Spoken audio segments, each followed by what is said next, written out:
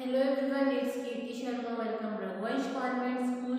Today we are studying class 8 Social Studies, chapter 5 of History, that is when the people rebel. यानी जब लोग जो थे वो क्या है, बागी यानी क्या है, अपने बदला लेने के लिए तैयार हो गए थे। तो हमारे जो पहले वाले वीडियो में हमने इस चैप्टर के बारे में पढ़ लिया था। आज हम एक नए पॉइंट से स्टार्ट करेंगे। Mutiny became a popular rebel. अब जो म्यूटनी था वो किस तरीके से पॉपुलर रिबेल के रूप में सामने आए थे। Throw struggles between rulers and the rulers are not unusual. Sometimes such struggles became quite widespread as a popular resistance so that the power of the state break down. A very large number of people began to believe that they have a common enemy and raise up against the enemy at the same time. For such a situation to develop, people have to organize, communicate, take instrumental and display the confidence to turn the situation around. क्या हुआ कि जिस तरीके से जो जंग थी, struggles थी, लोगों की बढ़ती जा रही थी, स्ट्रगल बढ़ने के साथ साथ रूलर जो राजा थे या जो रूलर्स थे वो आपस में ही लड़ रहे थे, मर रहे थे। तो इसमें देखा गया कि जो कॉमन पीपल्स थे उन्होंने ये पाया कि जो उनके रेबलिस्ट यानी जो उनके एनिमीज हैं वो क्या है, वो सेम है।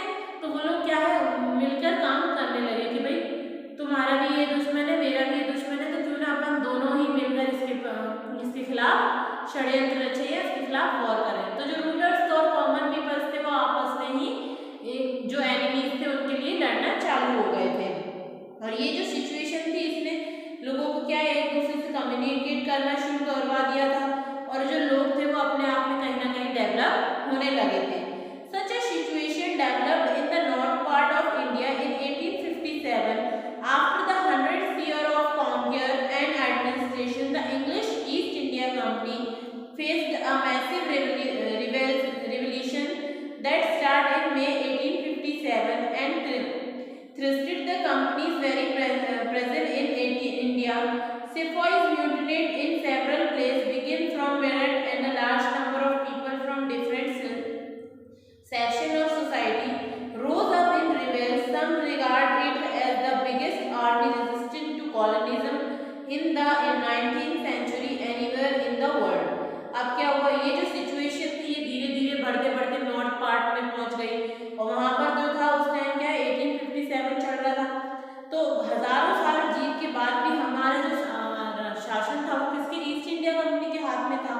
तो इस टाइम सारे जो जनता थी उन्होंने क्या सोचा कि सिर्फ उसका रिबेलियन कौन है, ईस्ट इंडिया कंपनी है, यानी हमें अब इसके खिलाफ ईस्ट इंडिया कंपनी के खिलाफ ही लड़ना है। तो वो सब एकजुट हो गए, यानी मई में ये स्ट्रगल स्टार्ट हुई जिसमें कंपनी पर एक बहुत ज़्यादा प्रेशर आ गया कि भाई अब ये जो लोग हैं ये मानने वाले नहीं है और ये लोग क्या है दंगे फसाद करेंगे। तो जो सिपाही वगैरह थे उन्होंने अलग अलग जगहों पर जाके मतलब लोगों को कन्विंस करना चालू कर दिया कि भाई ये लोग इस तरीके से हमारी सोसाइटी को ख़त्म करना चाह रहे हैं, हमारे इंडिया को, हमारा इंडिया है उसके बावजूद ये लोग यहाँ राज कर रहे हैं। तो इस तरीके से लोगों को क्या है मोटिवेट करना चालू किया ताकि वो अपने नेशन के थ्रू कहीं ना कहीं मोटिवेट होकर अपने आप को आगे लेके आए। तो जो 1857 का जो स्ट्रगल था वो बहुत बड़ी स्ट्रगल हुई थी, यानी उसने क्या किया था कि लोगों के मन में अपने राष्ट्र, अपने कंट्री के प्रति जागरूकता लाई थी कि भाई हम कब तक दूसरों के गुलाम बन के रहेंगे, हमें भी अपनी कंट्री को आज़ाद करवाना पड़ेगा। अब ये बढ़ते बढ़ते कहाँ, मेरठ से दिल्ली की ओर ये स्ट्रगल बढ़ गया था। On 29 March 1857, a young soldier Mangal Pandey was handed to defeat for attacking his officer in Barakpur. Some day later, some sepoys of this regiment at Meerut refused to do the army training using the new cartridges, which were suspected of being coated with the fat of cow and pig. 1805, sepoys were dismissed from service and sentenced to 10 years in jail for disobeying their officer. This happened on 9th May 1857. अब क्या हुआ, जैसे जैसे ये जंग बढ़ते बढ़ते मेरठ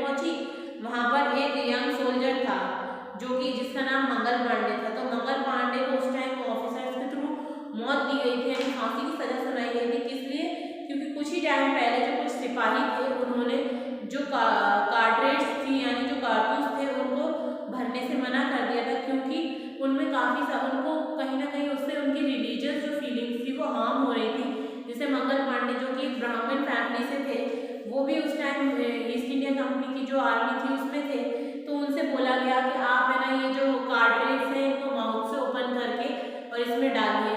तो उन्होंने उस टाइम उन्हें पता था कि जो कार्ट्रिज है वो क्या है, उसमें काऊ और पिग का फैट मिलाया होता है, तो वो एक ब्राह्मण होने के कारण उस चीज़ को उन्होंने मना कर दिया। और रिवेल्ट में गुस्से में आकर उन्होंने क्या किया था कि ईस्ट इंडिया कंपनी के जो ऑफिसर्स थे उनको गोली मार दी थी, इसके कारण उन्हें जेल हुई थी। और काफ़ी सारे सोल्जर्स ऐसे थे जिन्होंने मना कर दिया था कि भाई हम ये काम नहीं कर सकते। तो जो ईस्ट इंडिया कंपनी थी उसने क्या किया था, उन जो आर्मी पर्सन थे उनको वहाँ से सर्विस से हटाकर उनको 10 साल की जेल कर दी थी और वहाँ पर उनके साथ बहुत ही बुरा अत्याचार किया जाता था। The response of the other Indian soldier in Meerut was quite extraordinary. On 10th May, the soldier marched to the jail in Meerut and released the imprisoned sepoys. They attacked and killed British officers. They captured guns and ammunition and set fire to the building and properties of the British.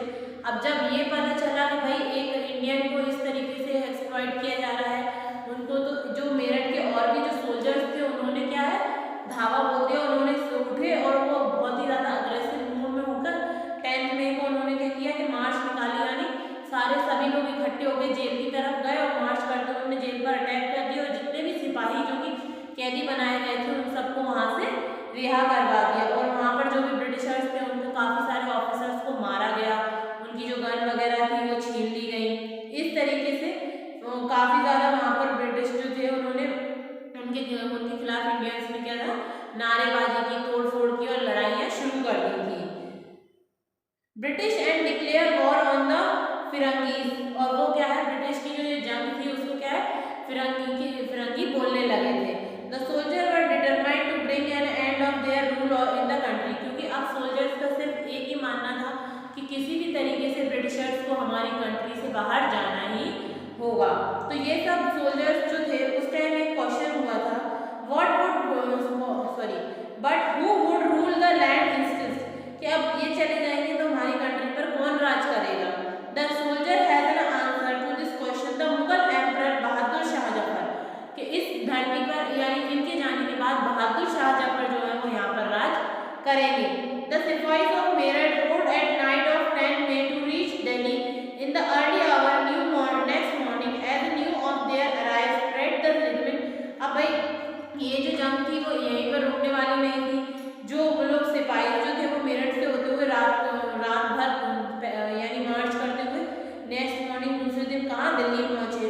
और वहाँ पर पहुँचने के बाद उन्होंने जो station वगैरह थे दिल्ली के वहाँ पर और मतलब नारे लगाए और रिबेलियंस बढ़ाए और लोगों को मतलब मोटिवेट किया कि भाई हम अपनी कंट्री के लिए कुछ करना चाह रहे हैं तो आप हमारे साथ आइए। और उसी टाइम एक ब्रिटिश जो ऑफिसर था उसको बहसबाजी में क्या हुआ था, उसको मार दिया गया था और काफ़ी सारी जो बिल्डिंग्स थी बसेस वगैरह थी उनमें आग लगा दी गई थी। ट्रिम्फलेट soldier paraded around the wall of the Red Fort when the Badshah left demanding to meet him. The emperor was not quite willing to challenge the mighty British power, but the soldier resisted. They forced their way into the palace and proclaimed Bahadur Shah Jafar as their leader. और लोग बागों ने क्या किया, जैसे जो किले वगैरह की बिल्डिंग्स थी रेड फोर्ट वगैरह की, उनके बिल्डिंग्स पे चढ़ के बहादुर शाह जफर के लिए नारे लगाए। और उस टाइम जो राजा था वो ये बोला कि भाई मेरे में इतनी ताकत नहीं है कि मैं ब्रिटिशर्स से चैलेंज दे सकूं, लेकिन जो सारे जो सिपाहीज वगैरह थे उन्होंने क्या है उसको फोर्स किया और उससे कहा नहीं बहादुर शाह जफर जो है उसको लीडर बना दिया गया था। इसके बाद जो एम्परर्स थे उन्होंने भी काफ़ी सारी डिमांड्स थी वो एक्सेप्ट की थी और उन्होंने काफ़ी सारे लेटर्स लिखे थे चीफ को, हमारी कंट्री के जो रूलर्स थे उनको, जिससे कि वो हमारे इंडियन स्टेट को क्या है आज़ाद करवा सके। द सिंगल स्टेप टेकन, और ये सब किसके द्वारा किया गया था, सिर्फ बहादुर शाह जफर के द्वारा किया गया था। The Mughal dynasty has rule over a very large part of the country. उस टाइम मुगल डायनेस्टी जो है वो बहुत बड़े हिस्से में राज करती थी। उससे पहले more small rulers and chieftains control different territories on behalf of the Mughal ruler. काफ़ी सारे छोटे मोटे जो कि सेनापति और राजा वगैरह थे जो कि मुगल रूलर्स के बिहाफ में उनकी टेरिटरी संभाल रहे थे। Treated by the expanse of British rule, may of them feel that if Mughal emperor could rule again, they too would be able to rule their own territory once more under Mughal authority. The British has not expand this deal. तो इस तरीके से उन्होंने सोचा कि भाई इससे अच्छा तो मुगल ही थे, कम से कम वो हमारे हित में तो काम कर रहे थे। और इसी तरीके से ये सब सोच के कि भाई चाहे भले कुछ भी हो जाए, भले मुगल राज्य वापस आ जाए, लेकिन ब्रिटिशर्स को हमारी कंट्री से जाना ही होगा। और धीरे धीरे करके जो रिबेलियंस थे उनका जो जत्था था वो क्या है, बढ़ता गया, स्प्रेड होता गया, और वो लोग क्या है और भी आगे बढ़ते गए। After the British was learned from Delhi, there were no uprising for almost a week. It was took that much time for news to arrive. Travel. This is the surprise of Madrian began. Regiment and after regiment muted and took off to join other troops at noble point like Delhi, Kanpur and Lucknow. After them, the people of the town and village also rose as a rebellion and raised around local leaders, Zamindar and chief who were preparing to establish their authority and fight the British. Nana Sahib, the adopted son of the last Peshwa Bajirao, who lived near Kanpur, gathering armed force and explained the British gathering. तो इसके बाद जो राजा थे वो भी active हुए, यानी जैसे मेरठ से बढ़ते हुए वो लोग कानपुर, लखनऊ इस तरफ पहुंचे। तो काफ़ी सारे जो गांव और शहर के जो लोग थे उन्होंने भी इन रिबेलियंस का साथ दिया और इस रिवॉल्ट को और भी आगे बढ़ाया, ताकि जो लोकल लीडर्स थे उनको साथ लेकर उन्होंने क्या है वो लोग भी जो बड़े बड़े लीडर्स थे उनके साथ शामिल हो गए। जैसे जो पेशवा थे यानी नाना साहब थे जो कि पेशवा के एडॉप्टेड सन थे, उन्होंने कानपुर के पास अपनी जो आर्मी थी वो लगा दी कि भाई किसी भी तरीके से सभी लोग जो कर रहे हैं यानी सभी लोगों को लेकर आगे चल रहे हैं। बहादुर शाह जफर जो कि लखनऊ थे, बिरजीज कुर्स, तो वाजिद अली शाह, तो इस तरीके से काफ़ी सारे जो नवाब थे उन्होंने क्या किया था कि आर्मी को अपने लोगों को लेकर एज अ लीडर आगे बढ़ते चले गए थे और विदाउट कोई एक्शन लिए इसमें वॉर वगैरह चालू हो गई थी। अब द कंपनी फाइट बैक, अब कंपनी ने किस तरीके से फाइट बैक किया था ये हम नेक्स्ट वीडियो में पढ़ेंगे। आज के लिए इतना ही। आप पढ़ाई करते रहिए और जो भी डाउट अगर आपको आता है तो आप मुझे मैसेज के थ्रू या कॉल के थ्रू पूछ सकते हैं और आप इसके आगे का जो वीडियो है वो नेक्स्ट वीडियो में कंटिन्यू करेंगे। Thank you for watching the video.